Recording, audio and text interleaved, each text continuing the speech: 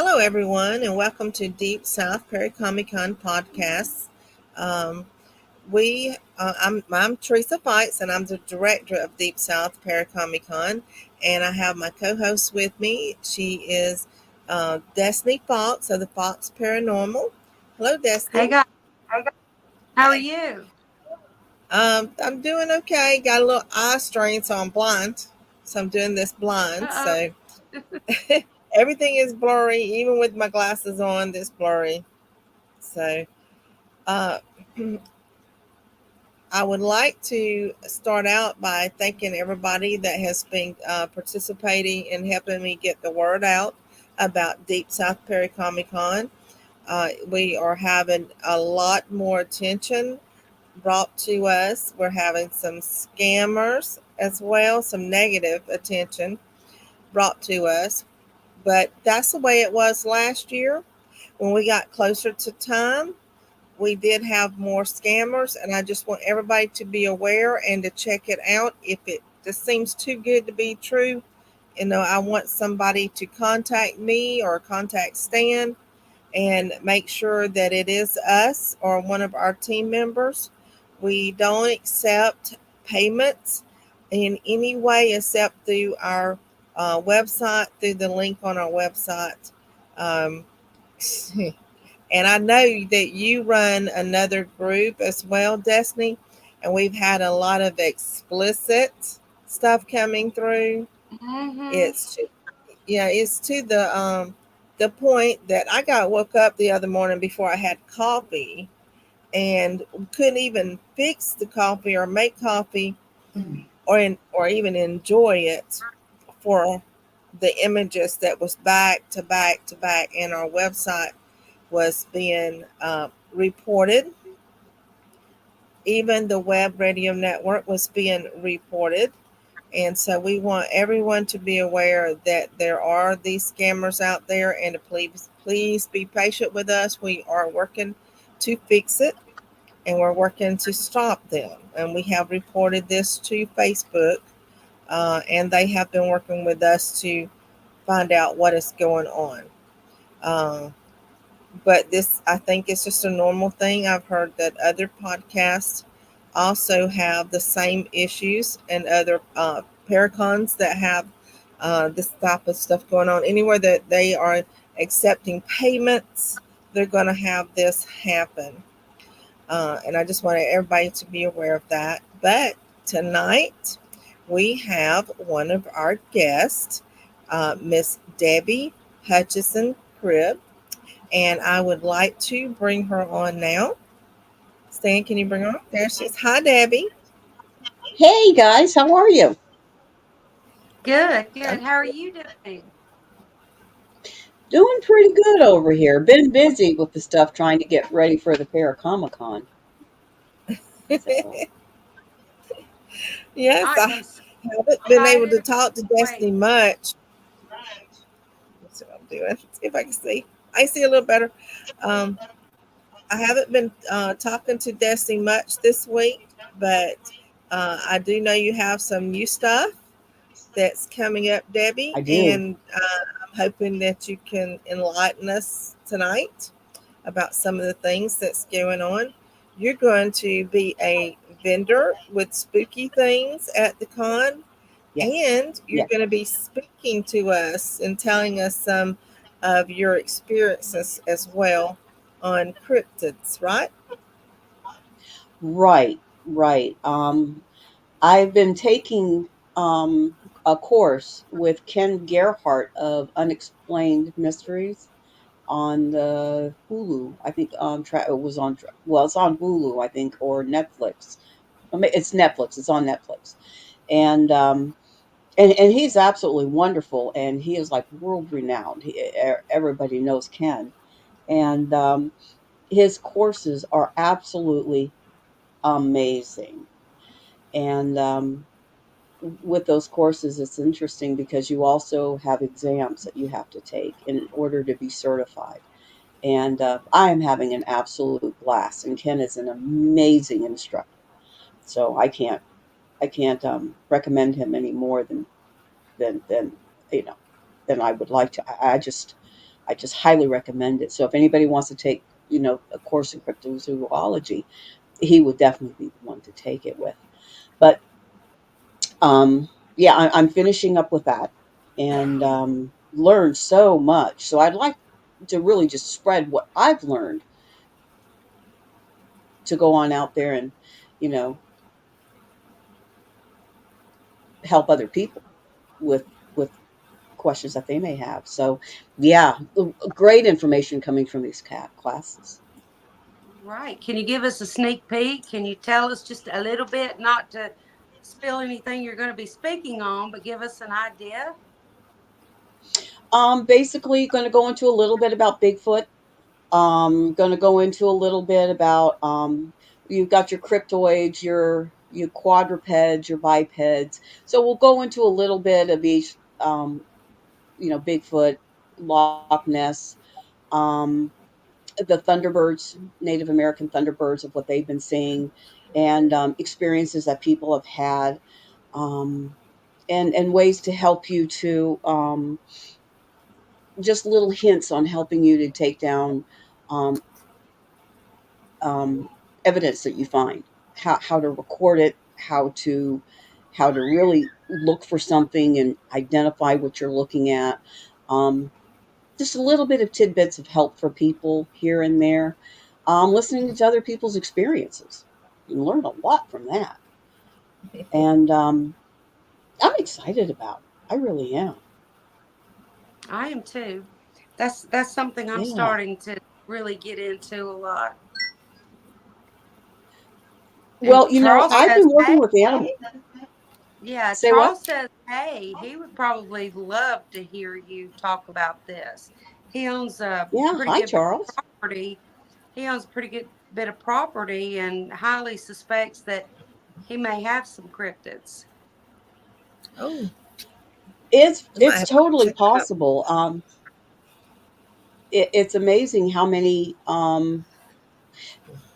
people aren't even aware on you know what has recently come into existence that was very, as of recently, a cryptid.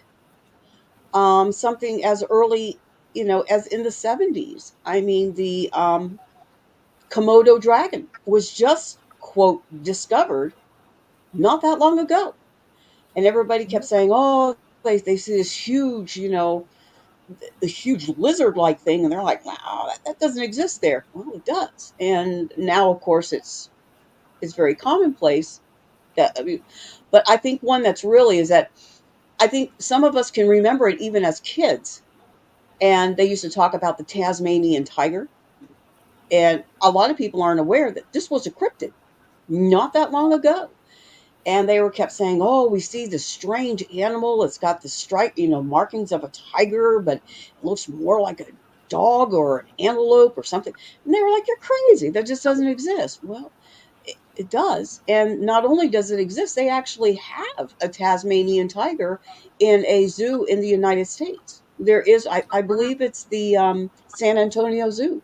They have a Tasmanian tiger there, and they are real. So I really think that Bigfoot is about that far away from not being a cryptid anymore. I honestly do believe that. So, we'll go into a little bit about that. It is just amazing how many animals were actually cryptids not that long ago, but we are discovering things more and more and more all the time. I have a question. Um, so, Well, what led you to get into studying cryptids or other animals? um, well, I've been working with animals most of my life, and ever since I was pretty young. Um, I've worked with, oh my gosh, the Miami Metro Zoo. I've worked at the Miami Seaquarium, the Miami Serpentarium. I have worked at numerous veterinarian offices, one of which was an exotic, well, two, which was exotics with those. I've worked with the Gentle Ben Bear. So I've worked with a lot of animals all my life.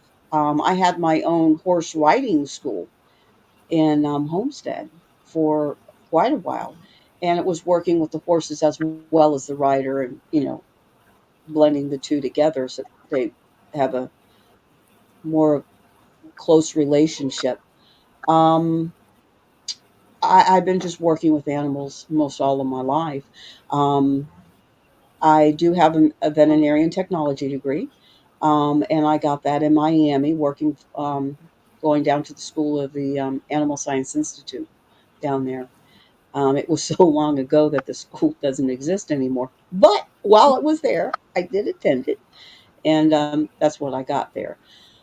So, I actually got professional training in veterinarian technology.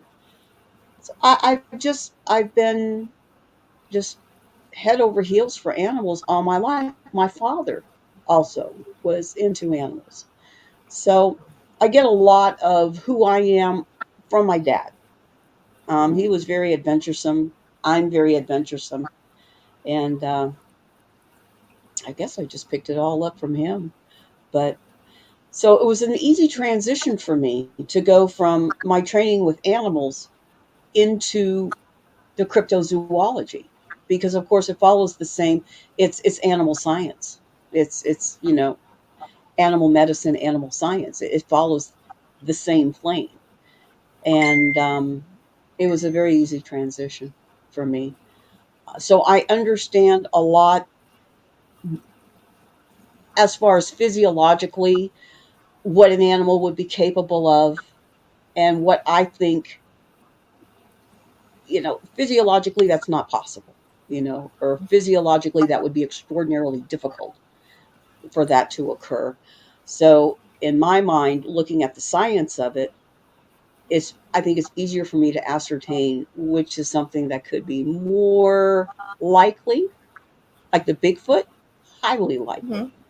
highly likely. To me, there's well, I saw one myself when I was in the 70s, and I guess it was around 1974. I was in high school, and I saw one in this very distant, remote area. Although there were quite a few people present, and I saw it very briefly, but long enough to take a pretty good look at what I was looking at, and then it was gone. It was really pretty uneventful. I mean, it was there, and then it just turned around and it ran through a line of mangrove trees, mangrove Mhm. stumps. A human could not have run through there. There, I don't know if you guys. I'm sure you've seen the mangroves, Mhm. and Yeah. very difficult to get through that. He ran through it with no problem at all. And so of course that was extraordinarily interesting. But yeah, I in my own mind I have a sense of what I think is possible and what I think would be maybe but highly improbable. You don't want to count anything out, but it's possible but not probable, kind of a thing. So, but it's all Well, interesting. um, and I'm going to say this because I know our two North Carolina boys are listening in, and they Hmm. have a area in North Carolina called the Green Swamp. And there's Hmm. been a lot of reports of some odd animals going through there. And that is too the only place that the Venus flytrap grows wild, and it gets pretty large. Stan said that it gets. He has seen reports where it has eaten goats. It's been so large there. So Oh, wow. you That's know, amazing to me. yeah, when you think about those plants, they're like prehistoric plants that are still in existence in that area. It kind of makes you wonder what other animals could be there as well. Right. You Right. know, so that's one thing is I was asking if you have experienced any places like that. I think some really good places would be in a place something like a swamp area, and there it's it's really a likely area because, of course, you have amphibians as well as you have warm-blooded animals. Um, and in a situation like that, sometimes the animal can actually be almost a little bit in both. It in areas that are not inhabited by humans or very rarely gone into by a human, that's where you're going to be experiencing more of these animals. They're extremely shy, they keep away, and there are situations, and this is amazing, but it is true. It's called a Lazarus taxon, and that's when an animal is thought to have been extinct for years and years and years and years and years. We're talking about decades, in some cases, centuries or thousands of years, even. That there is a possibility that either they have gone extinct and made a reemergence somehow by some means, or that they never went extinct, but by hiding in these very remote places, they have been able to keep a small group or a troop, and they have slowly managed to. Most of these animals don't breed quickly. They will, most of these animals we're talking about, they breed very slowly, possibly just enough to keep their numbers maybe on like a very small even score, so they're not really getting a bigger troop, but it's remaining a very small group in a very remote area. Nobody sees them because they don't go out of the small area, because nobody goes into that area. um highly possible to me, very highly possible. And matter of fact, there was a case, the mountain gorilla. Think about the mountain gorilla. Lives very much in a high region, and it was in an area where there were orangutans and bonobos and things like this, but there was no gorillas in there, and they kept saying there was a gorilla up there, and they were like, no, they don't exist. But when research went in there, lo and behold, guess what? They discovered the mountain gorilla, and nobody even knew they were up there. So it is highly possible that this could be it. Cool. Awesome. Ronnie's saying Yeah. hi, y'all. So, hello, Ronnie. Hi, Hey, Ronnie. Bubba. I think That's Destiny is right. the only one who can see because we're not wearing our glasses. I know. Destiny That's what can see us. Well, I'm I had to put them cheating. on. So Yeah, I so can. put them on. I've been sharing the Put them on. podcast here and there, and if I think of somebody, I'm sending them the link to the podcast so they can see too. Yeah. All right. Well, I But yeah, wanted I'm to. really excited. Go ahead. Go ahead. No, I was just going to say that I'm really excited about being able to come, to the Para-Comi-Con this year and share what knowledge that I have gained, and to be able to share that with whoever wants to hear about it, and maybe let them gain some knowledge on it as well. And I'm really excited about sharing, what all I've learned, you know, for a short period of time that I have, that I can get as much out there as I possibly can. That's good. That's good. I'm gonna have a lot of questions for you when you get there. I'm trying not to That's ask too cool. many tonight because I know you want to save some of that information for the con. So I may be talking to you after the show All right. about it. All right. Um, Hi, Joseph Britt. Joseph is saying hi. Hey, Joe. Hi, Go Joseph. ahead. I miss you, Joe. Okay. I I have Stan out in the truck because his equipment interferes with mine. I'll say it that way because he'll tell you that it's my equipment interferes with his, but we know better. It's So, mine. Mm. so you've sent him His out to the interferes truck. with. Yeah, so send him out to the truck. So he may be a little delayed. He's right on the edge of where our internet stops. We have it set so it doesn't Oh, extend out very far.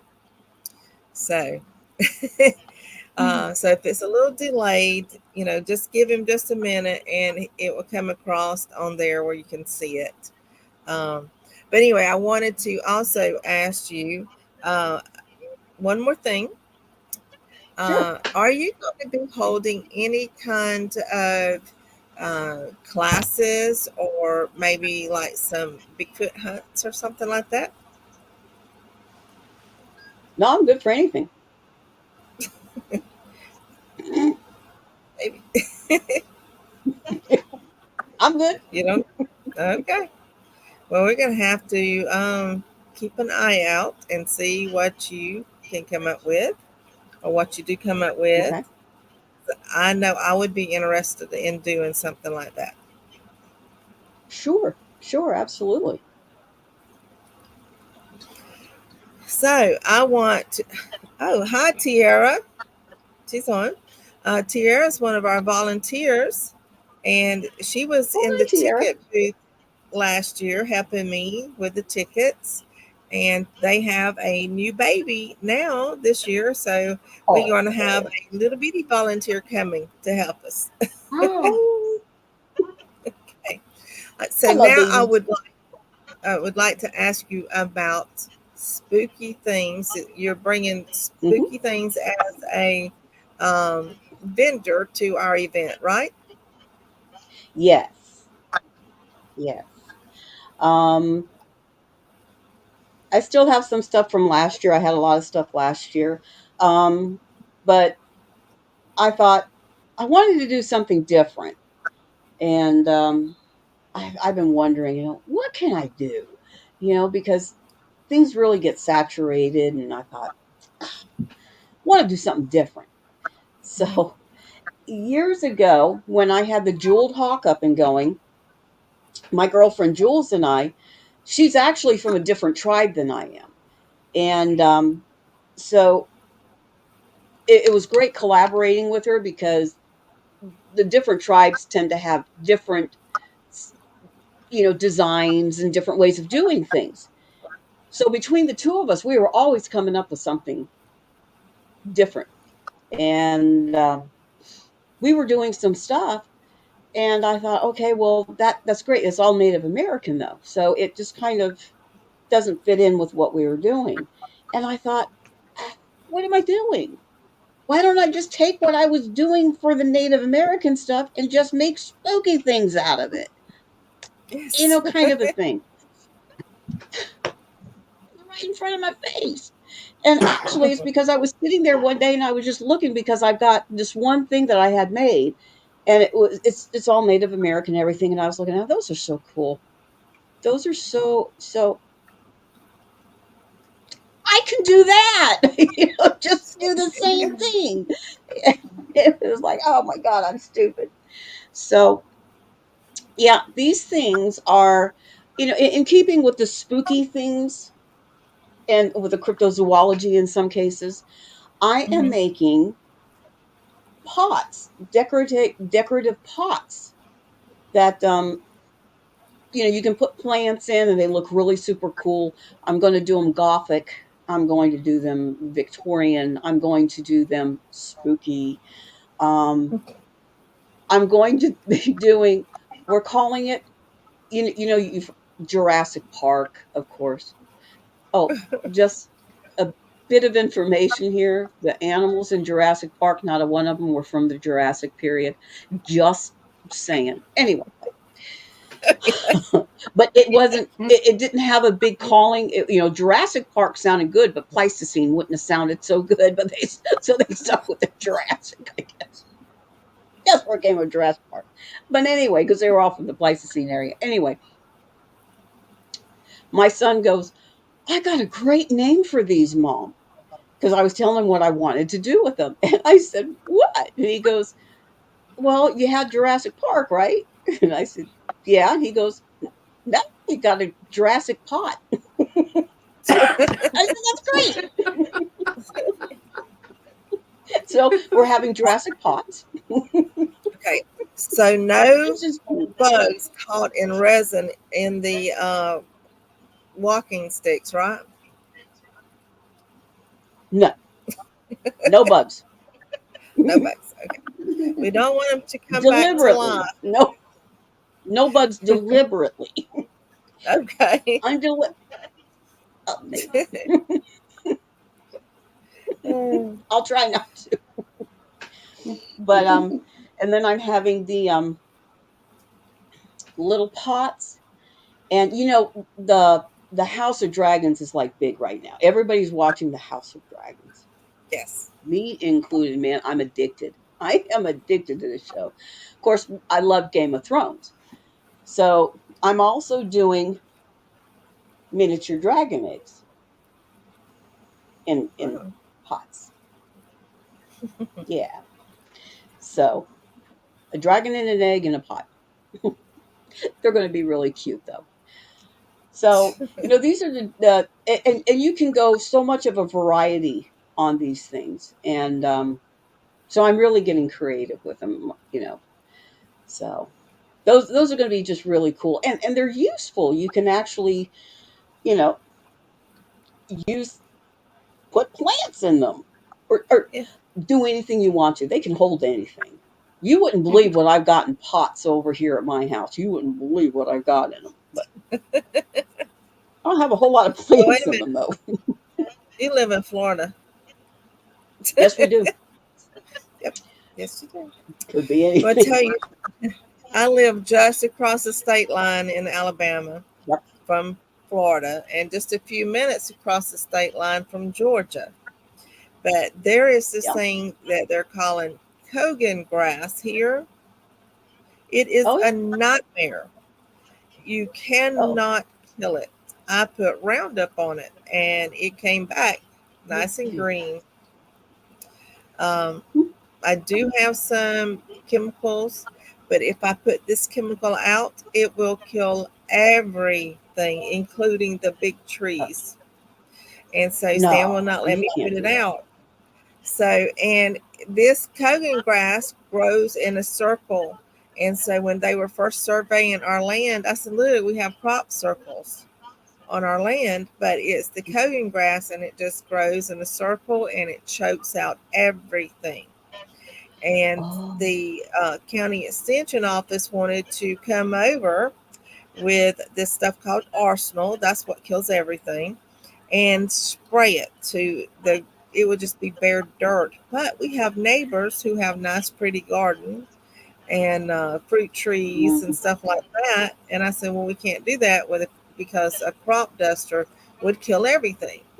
So our idea now is to actually raise um, all our vegetables and fruit trees in buckets or in a greenhouse inside or in those pots like you're talking about. That would be very yeah, pretty on our decks and yeah, stuff out here. And so absolutely, we are probably absolutely. going to be buying some from you. And Charles says RM43 take care of the grass. Well, this grass, according to the county extension, was brought in as packing material from other countries, and it's an invasive plant. No animal can eat it except our cat. I Oh, have noticed our cat is eating but of it course, and she is surviving it, of course. but other livestock will not eat it.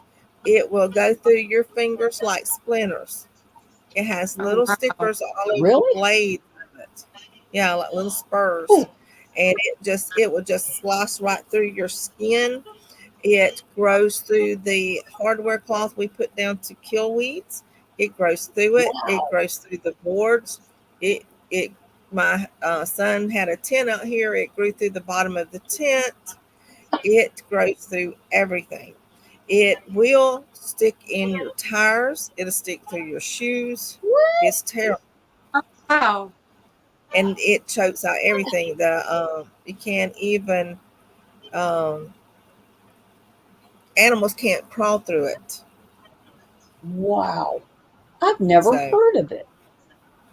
and I know it. It's like I said, it's terrible here. Even the blackberries won't grow through it. You think a blackberry That grows through sounds anything, bad. but it will not. It kills it. Now I know And that down in Homestead, before I moved up here, it was like 20 years ago. But um, I had this stuff called indigo grass that was growing in my lawn, Mhm. and but it was supposed to be really not good for horses at all. And all my horses seemed fine, but one horse would react. Of course, you've always got that one, and the one horse would get sick on this indigo, and I would have to really limit him to being out on the grass to Mhm. graze because of the indigo. And they said that it was an Well, invasive grass, an yeah, invasive they weed. said they can't eat this because it will stick in their throat and will kill them. Oh, Can't eat it. God. Wow. Except the cat. But our cat is weird now. Our cat is not like any cat I've ever seen. She's very aggressive. Um, well, like We Charles, don't like live I with said, I Uno. did go to the feed store and I did get the stuff called Arsenal, but Stan will Uh-huh. not let me use it. It takes 10 years to get it out of your soil once you use it. Oh, So oh, Wow. for 10 years, nothing would grow. no. So, but that's Mm. what they wanted to come by with a crop duster and spray as well. So, another thing is you have to think about what does that do to humans or to the animals living here. Absolutely. And especially, in the lowlands like we have here, even though this is a little bit higher than South Florida, you still have those aqueducts Hmm. that go up, for your wells and stuff like that. And if that Yeah, stuff, of course, it's going to sink down and get absorbed by yeah. the sand layers, and it goes down into the aqueduct eventually. Well, see, So you got to be there's like just really there's a, careful. a creek just down the road from us too, Oh, and we have all kind of fish. We have a gator that lives in there too, but it's well, oh, Stan lived in Tennessee for a little while, and he said when they were testing, the government was testing there, they had some hmm. unusual animals to develop after that. Um, Animals but develop. yeah, unusual animals like snakes with two heads or deer with horns growing out their back because Oh, Oh of my the wow. God. testing that they were doing. And so On that's what the I ground. keep thinking of when he's telling me, don't use that stuff. Don't use that stuff. So, I said I would never use Roundup, but I was desperate. So I had to use it. And Yeah. um, Stan says Oak Ridge, Tennessee is where he lived, where that happened. That's where they developed the atomic bomb. Oh, And Wow. lovely. that's, but, like I said, we did try the Roundup, and it looked like it was working for a little bit. And about 3 weeks later, all the grass was back, nice and green, and you can't pull it up. It the roots go down really deep, and I've been trying to think of uses for it. How can I use it since I got so much of it? How can I use it? Yeah. What is Stan saying? Around, especially around the K-25 reactors, is. Uh, am I missing something here? Okay. Then Charles is saying what the county is talking about is the same thing as paraquat. Oh, yeah. Okay. Yeah. So it's really Stan saying really strange animals. Yeah. That it caused a lot of birth defects in the animals, and I'm sure there was some birth defects in the people there as well. Yeah. So don't. Paraquat would do that. Yeah. I really don't want to use it. But at that point, I was thinking that this is where we're going to be raising our animals and, doing our farming and Yeah. stuff here. And we can't do it without constantly fighting it. So, I mean, and that goes back to, what we were talking about, the cryptids. So can some of the stuff people are reporting, maybe it's because of the chemicals that has been used Sure, that has changed the animals in some way. Hello, Dawn. sure. So, Oh, hi, Don. Absolutely, that is a very good possibility. Um, and like you were saying, that's where they developed the atomic bomb. I mean, and mhm, we all know that radiation is very high on the level of creating birth defects. mhm, So, in talking about that, it's like the chupacabra. Everybody's saying, "Oh, I saw a chupacabra," and a lot of times, what they're actually seeing is an animal that has been affected by sarcoptic demodectic mange to a point mhm. where it's Mhm. actually removed the skin and has created these crusty layers on top of the skin. They don't even resemble the animal that they are. Yeah, Um, Raccoons in particular. So you just don't know what you're looking at, but it's been altered by environment or it's been altered by a parasite. So an altered animal could definitely be the answer on a lot of yeah. the sightings that are going on. Yeah, it could definitely be that. See, uh, I'm still trying to focus on things, Josh. Even with my glasses, my eyesight is not good at all. Um, been doing a lot of typing and a lot of work online, so it's affecting my eyes. So you'll have to excuse me if you see me Yeah, adjusting. I'm trying to see. But I anyway, keep taking mine so on and off. Yeah, I yeah. know. Mhm. Well, it doesn't help. It makes it worse to take it off, but it's still blurry with them on. So I don't know. It's time for me to see the eye doctor, I guess. I'm just lazy. I just don't want to go do it. I don't want to go see the doctors I hear you. of any. And let's see what Charles is saying. I don't think anything man made caused Bigfoot or other cryptids. Too many stories from years ago and folklore. Yes, Yeah, that makes sense. that's It true. does. It does. You know,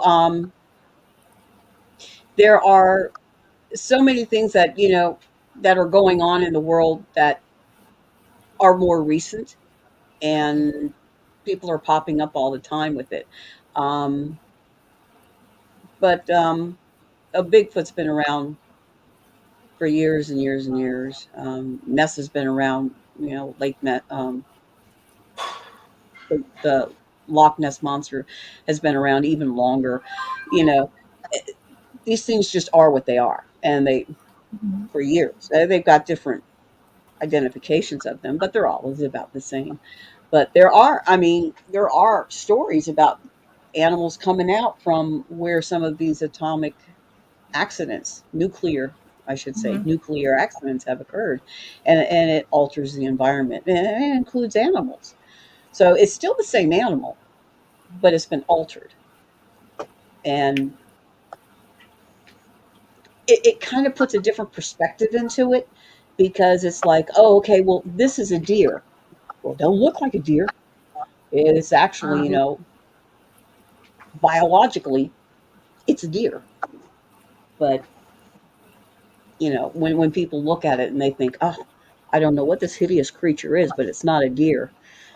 Actually, it is.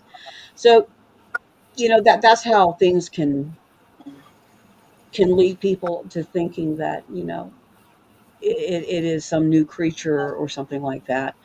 And it's something that cryptozoologists really have to be vigilant on, and go out there themselves and check it and see what the people are talking about, getting the evidence if they possibly can from that. Even if they're in their mind, they're thinking, I don't think this is a cryptid. I'm thinking that this is an altered animal. It would be nice to get the answer. You know what I mean? Yes. Mhm. Even if it's an altered animal, for the benefit of the people and for the benefit of the animal as well. So again, it's just part of animal science.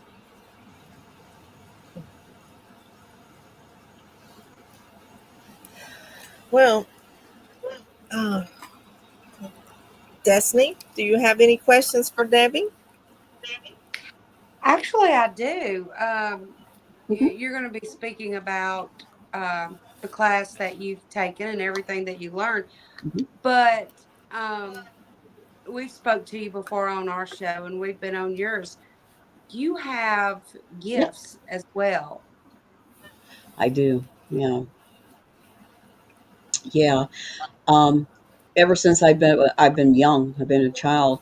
I think the best way for me to really describe it would be an empathic medium.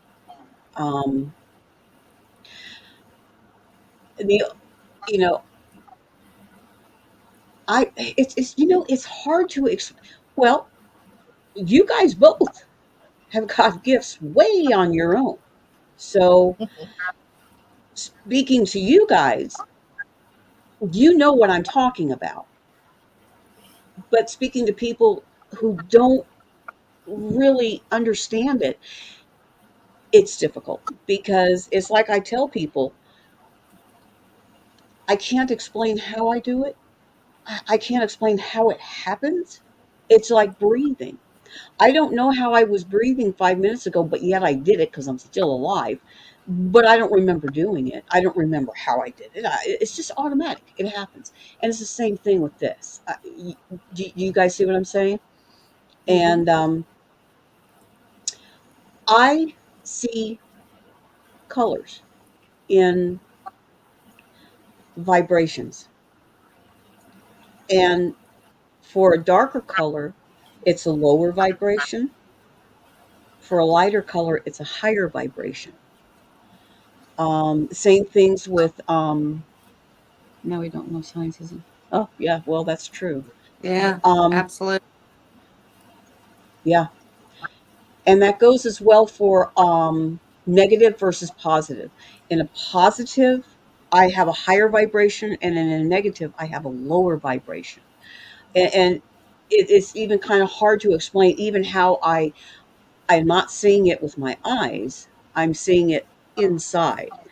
Mm-hmm. Sometimes it's from the left side. Well, this is the left. Sometimes it's from the left side. Sometimes it's from the right side. Sometimes it's from right here. It just it depends, but it's a very physiological thing with me that I feel. Um, Things that I see or hear or can communicate with. A lot of times I don't go to see. Some of the strangest occurrences that I have been with me just minding my own business, and I get approached coming up to me. I get woken up in my sleep. I think the Right. best way to even describe that would be one night I was asleep in my bed, and I felt it in my dream. I knew it was coming in my dream, and I woke up. It was like I got woken up. My peeps wake me up. And there's a girl standing right there next to my bed, completely dressed in an outfit that you would see in the 60s, almost like a go-go dancer kind of an outfit, with the little hat, the whole thing, the go-go boots. And it's like she was giggling, just like doing this and giggling. And she wanted to touch me.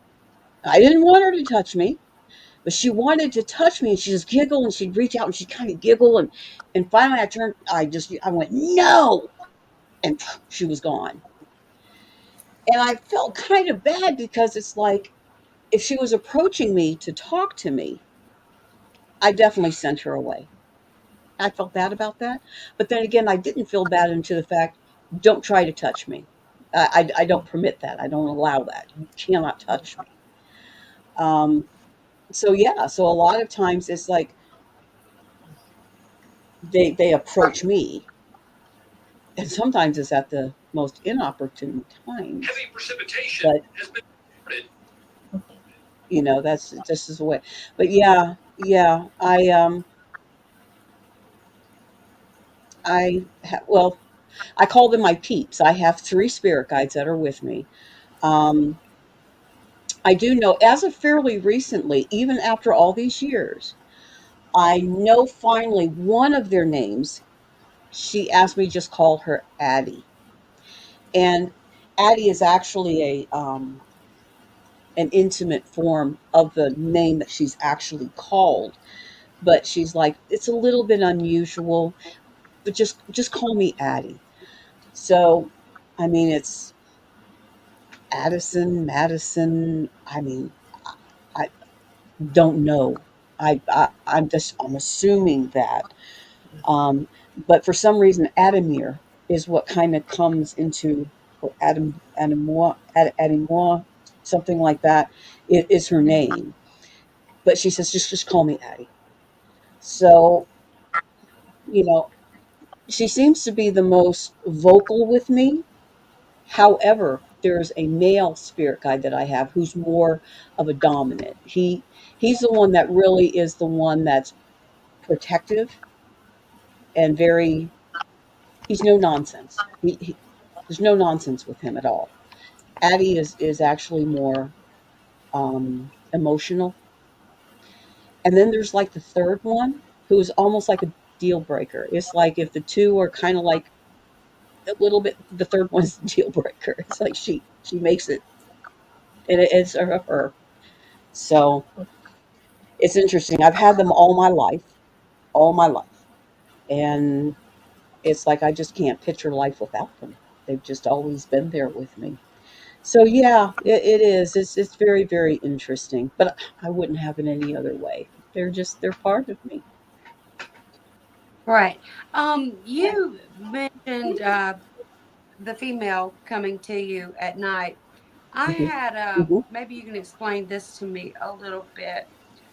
Um, I'll be waking up, and as I'm waking up, there's like this little terror feeling that I have, and I don't see it with my eyes, but in my mind's eye, I see this black figure standing over me. And as soon as I get Hmm. alert, wake up, it's gone. But I know it's Yeah, been there. It doesn't happen yeah, too often, maybe once a month or every 6 weeks, but it has happened a few times.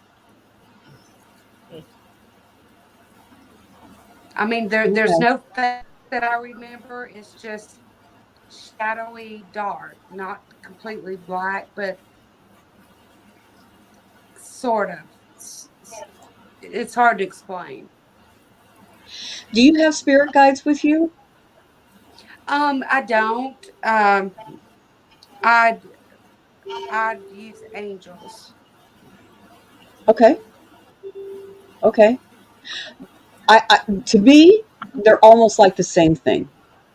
Yeah, yeah. They're just very protective, very Religious protective. views, I just call them something else. So, Exactly, but I agree, exactly.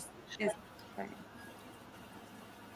Um, well, the wonderful thing is that they're strong enough to keep you protected because upon waking, it's gone, and that's the wonderful part about it. Um, I mean, we can talk more off of the show about it, but it seems like do you sense anything wrong with it or not? It hasn't tried to harm me. It's just like in the same position each time, like bent over, not completely bent over me, but leaning toward me from the side of the bed. Okay.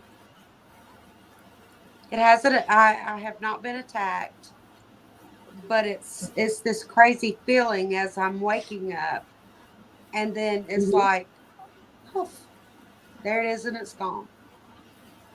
There it is, and it's gone. Hmm. Um, if it was anything malevolent, you would know, especially you. You would know because you're very keen on these things. Um, I would be tempted to lean on the side that it could be a someone who's trying to get your attention, wants to talk to you, and it's almost like the girl that was there that I saw, Hmm. but she of course was in full view. This person could be a very private, secretive individual, maybe not with the ability to fully come towards you, but they know that you can sense them. Oh, that So makes that could be sense. something there. That Yeah. makes sense.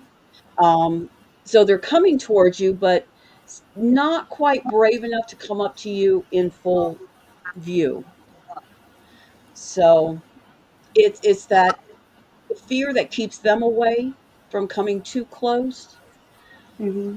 but you're too sensitive. You feel it, and as a result, it's not being able to make that connection. But if it was something benevolent, you, of course, would be the one to know. Yeah, it I really don't see anything doesn't. probably. Yeah, It just startles me, I guess. it does. Yeah, Charles is asking, how do you channel into your spirit guide? they're there. They this is them all the time, and I am definitely I am definitely the kind of people who say I hear talking in my head. You know, Your because voices? constantly it's like, oh, I'm driving down the street, and this is I have tried this thousands of times, but and it works.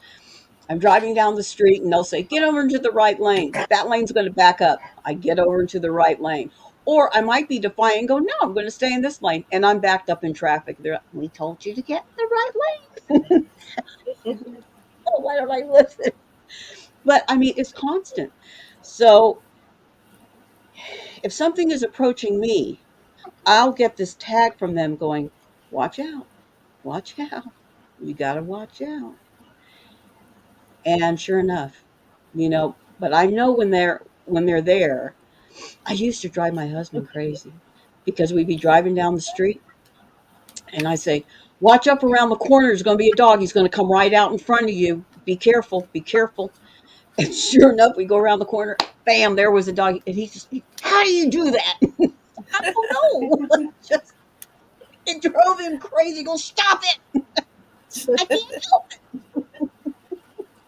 But he was like, "I don't know how you do that." It's there. So, but like I said, I wouldn't have it any other way. I couldn't be me without them.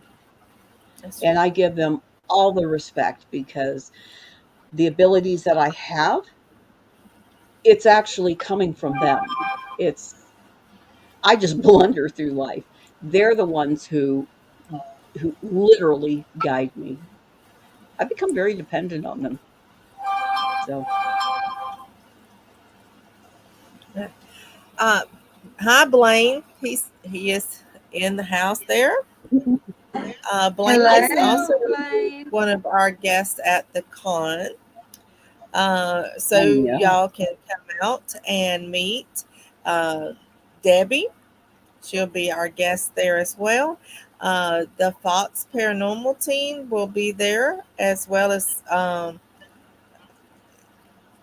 let's see, it's EVP. I don't want to say, I can't say that name. Ethereal Voices Paranormal. Did I say Ethereal. that wrong? Ethereal. Okay.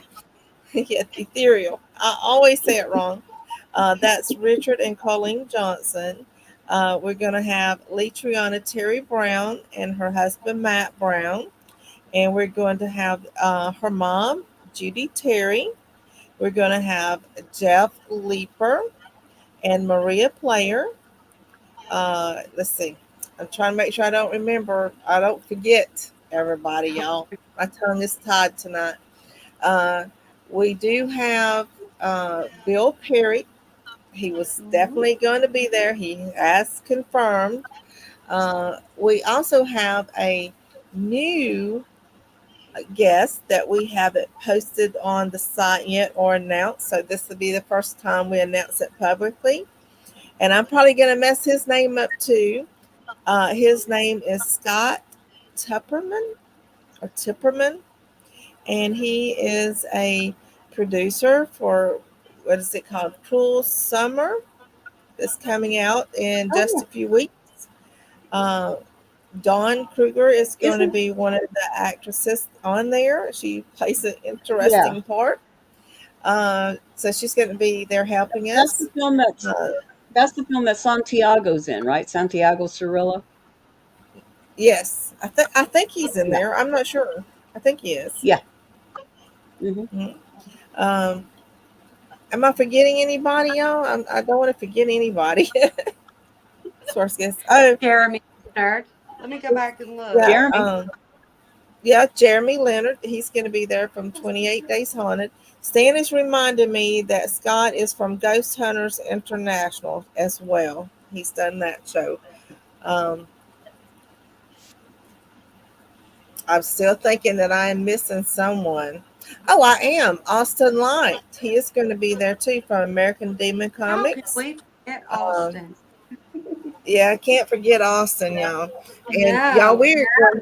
we have been talking with Tawana Coleman, our other director, and she has been in charge of the cosplay.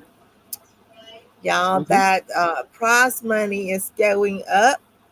Seems like Ben Bracken, I forgot Ben Bracken. He Oh, is Ghostbuster. He's Alabama Ghostbuster. He is going to be there, and he is going to be in charge of our opening ceremonies. So that's going to be interesting. He's bringing some friends with him. I won't mention that. It's going to be a surprise. But anyway, so Shawana is doing the cosplay, and the the cash prize is going up a little bit, and she's going to have some other gifts that she's giving out to I guess all the participants in the cosplay. There's no registration fee for the cosplay this year. We are just wanting people to come out and participate and have a good time. Um, we are having all kinds of food. We're having bakeries that's coming out and bringing out their specialty stuff. Of course, our snack shack is going to be uh, working in full gear this year. We're going to have a VR room, VR gaming room, and we're going to have a horror house there, and we're going to have our singers, which is I've got a Faith Santiago is her name. She's 11 years old. And there's a young gentleman named Connor that is going to be also speaking about it's the Heart Association, and I'm going to say this wrong too. It's the Kawasaki disease, and he is raising money to help find a cure for that disease. And he is like 7 years old. He will be making wow. bracelets for everyone to buy a bracelet from him. Um, but we're going to have artists, we're going to have authors, we're going to have all kinds of vendors, we're going to have all kinds of food there. And Santa's got some weird games. I don't want to spoil the surprise, so everybody needs to come out and see what kind of weird stuff Stan is coming up with. Just keep in mind that by daytime, his job is a butcher. Okay. So think about that. It Yeah, has to do with it's that. gonna be interesting. So, yeah. Yeah, my husband is demented sometimes. So, y'all just have to be used to that. So, what am I forgetting? Y'all help me remember. What am I forgetting? I'm looking. I don't see anything.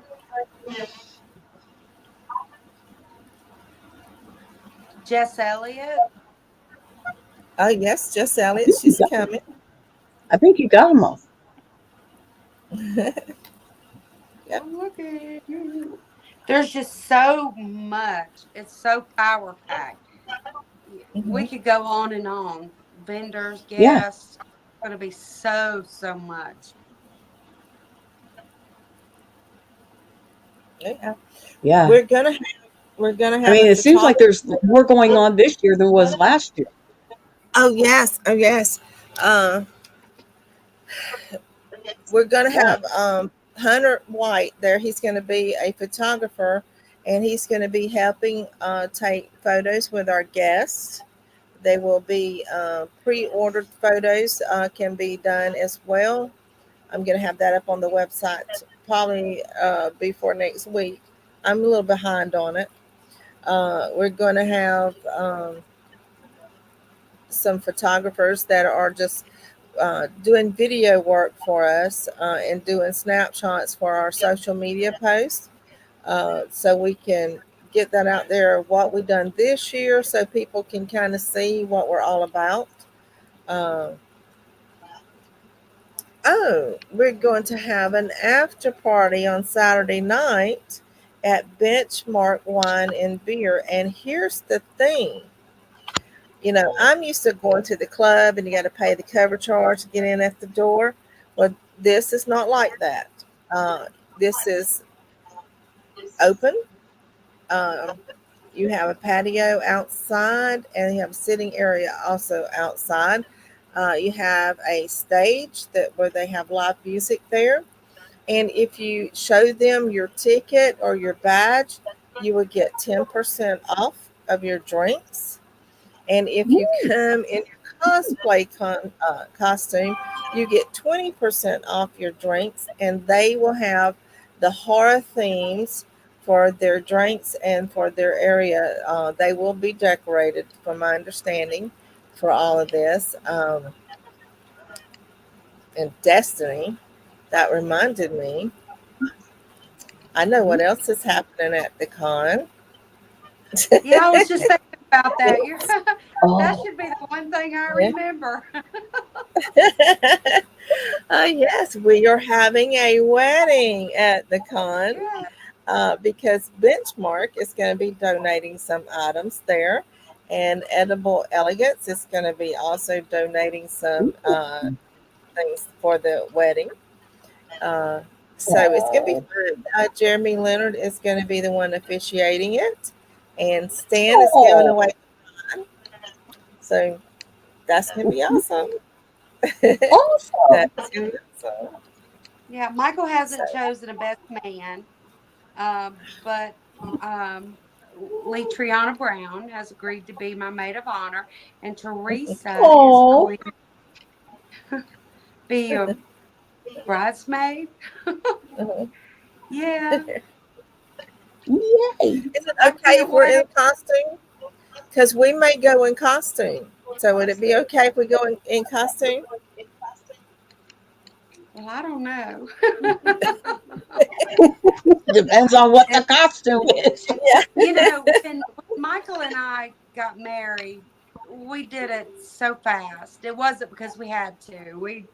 It wasn't like that because we were too old for all that stuff. But um, I had to borrow a dress. One of my son-in-laws baked a cake. Bless him. It was a cake. And so everything was borrowed, the flowers and everything. And so Michael asked me about renewing our vows. And he asked Mhm. me about 100 times before I ever accepted his proposal of marriage over about what, 3 years.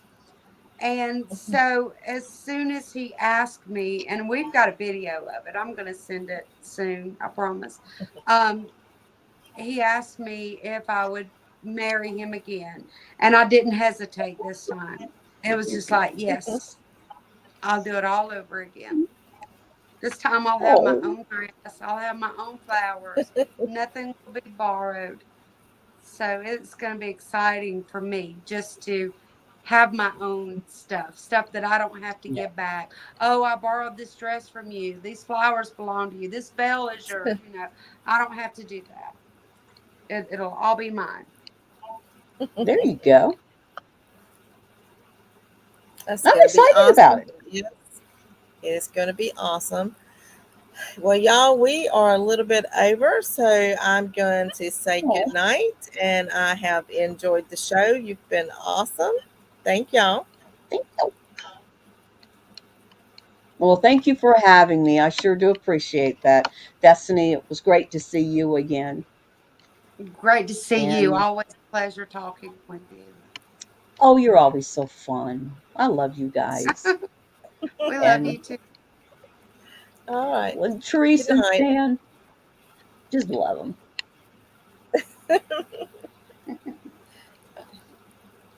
Well, thank you again. Thank you. Thank you.